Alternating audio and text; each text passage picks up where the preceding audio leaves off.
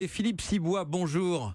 Oui, bonjour. Vous êtes sociologue, vous avez, vous, un début d'explication. On est sur le même type de phénomène que les ch'tis d'Annie Boone. Ah oui, tout à fait, parce que il y a des gens de milieux populaires qui se reconnaissent tout à fait dans cette famille Tuche. Alors évidemment, ils voient bien que c'est caricatural, mais quand même, c'est des gens efficaces.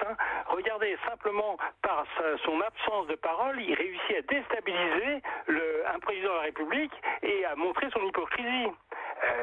Il arrive aussi à convaincre par sa parole, adapté à des gens populaires, les joueurs de foot, à les pousser à gagner, et il réussit. Il réussit par sa grève à l'Élysée à mettre tout le monde en grève et à faire payer le CAC 40. Donc c'est quand même quelqu'un d'assez efficace, même s'il n'a pas des moyens. Il parle mal, ça c'est sûr, mais il déstabilise tout le monde et il nous montre. Alors ce film nous montre en plus que les élites sont soit des gens hypocrites, l'écologiste qui tue un panda, l'écrivain qui est un salaud finalement. Oui. Donc finalement c'est à la fois un rapport entre les gens d'en haut et les gens d'en bas, vu d'en bas, mais c'est un rapport efficace. Oui, c'est une sorte de revanche sociale en quelque sorte, d'après vous, Philippe Cibois. Alors la presse est unanime, ou quasi unanime pour détester le film, mais quasi unanime dans les colonnes du Monde. Isabelle Régnier, vous parlez d'un vent de folie douce qui souffle à l'Élysée, d'une surprise revigorante. Qu'avez-vous aimé ? Moi j'ai trouvé que c'était...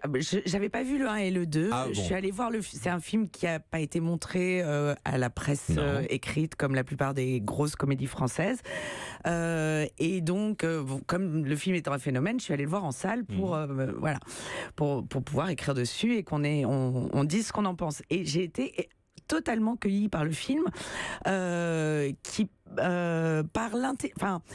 un film qui, comme le disait Philippe Cibois, le sociologue, oui, qui prend en charge disons la coupure, le gouffre qui sépare les élites du peuple en France.